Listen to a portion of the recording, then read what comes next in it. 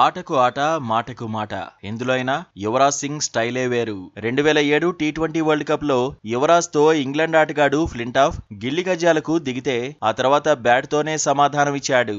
Stuart broad bowling లో ఏకంగా 6 బంతుల్లో 6 సిక్సర్లు కొట్టాడు. ఒకే ఓవర్లో 36 పరుగులు పిండేసుకున్నాడు. తనతో పెట్టుకుంటే మామూలుగా ఉండదని చాటుకున్నాడు. తాజాగా ఇంటర్నేషనల్ మాస్టర్స్ లీగ్ లోనూ యువీ టెంపర్ చూపించాడు.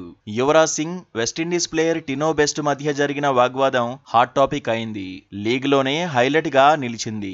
ఈ ఎపిసోడ్ కు సంబంధించిన ఫోటోలు వీడియోలు ఇప్పుడు సోషల్ మీడియాలో వైరల్ గా మారాయి. ఇంతకీ మ్యాటర్ ఏంటంటే రాయ్పూర్ లో జరిగిన ఫైనల్లో తొలుత బ్యాటింగ్ చేసిన వెస్టిండీస్ 7 వికెట్లకు 148 పరుగులు సాధించింది. టార్గెట్ చేజ్ లో యువరాజ్ టినో బెస్ట్ మధ్య మాటల యుద్ధం జరిగింది. టినో తన ఓవర్ ముగిసిన తర్వాత గ్రౌండ్ ను వీడాలనుకున్నాడు.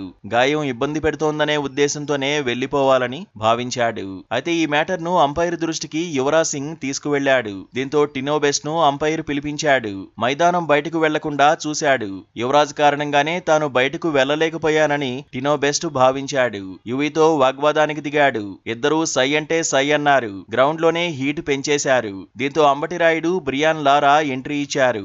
అంపైర్లు కూడా కలగజేసుకున్నారు. గొడవ పెద్దది కాకుండా చూశారు. అయితే తర్వాతి ఓవర్లోనే యువరాజ్ సింగ్ బౌండరీ కొట్టాడు. ఆ వెంటనే బెస్ట్ వైపు బ్యాట్ చూపించాడు. దీంతో 2007 టీ20 వరల్డ్ కప్ లో జరిగిన ఎపిసోడ్ ను ఫ్యాన్స్ గుర్తు చేసుకున్నారు.